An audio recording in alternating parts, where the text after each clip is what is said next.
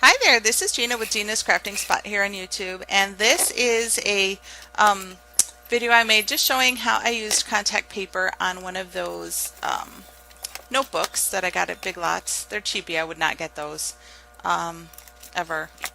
The sheets, you see right there, you could tell the sheets are falling out. Um, anyway, so I figured I would just decorate it for the kids, see how, it worked with the contact paper. So all I did was, since the contact paper is pretty transparent, I added just a piece of blue cardstock to the front, added ATG all over the cover so that way, um, the adhesive would be on the cover, and then I added the paper to it and trimmed it out. Here's a piece of contact paper. It's a frosted kind of design. And all I did was stick it onto my background sheet, and I only have a few colors of alcohol ink, and you can see I'm putting them on there. It's a yellow, they're the Ranger ones. They come in that set of 3, and it's that I think it's called Butterscotch, Stream, and I'm not sure what the other color is, a purpley one. Um, but anyway, all I did was put them on that felt piece, and I added some alcohol blending solution just so it could move around a little more, and started pouncing on my contact paper. And then that's it. I mean, you just figure out how you like it. When you kind of run out, you just add a little more of whatever colors you want, and the more you mix them up, the different colors you get, so it'll never turn out the same twice. And that's all I was doing. I was just playing around trying to see, because I had a lot of that contact paper left. So yeah, and if you don't have any of those, like, that's the tool, the same one you use for your distressings, but you use the felt instead of the foam.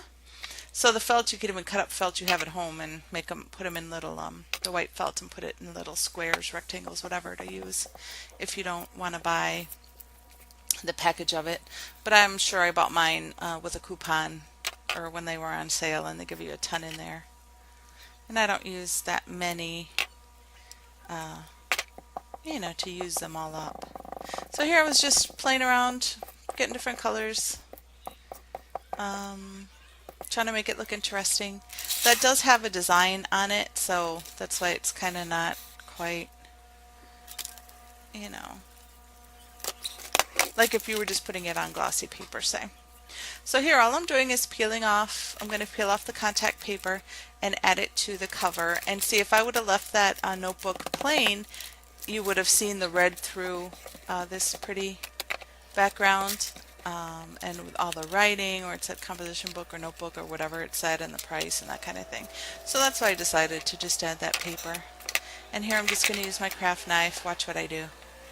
Oops! I cut my mat. I didn't cry. I figured, whatevs, right? I mean, stuff happens while we're crafting. So then I quickly got my other pad that is actually safe with the with that cutting tool, the craft knife, and I just used a steel ruler because I cannot do straight lines to save my life with anything. Writing, scissors, craft knife, forget it. So that's all. I just did that for the front, and I'm going to add just a little. I should have just left it like that and maybe stamped on it, but then I decided to put a cover to cover up that edge right there that I'm cutting, to make it more like a book.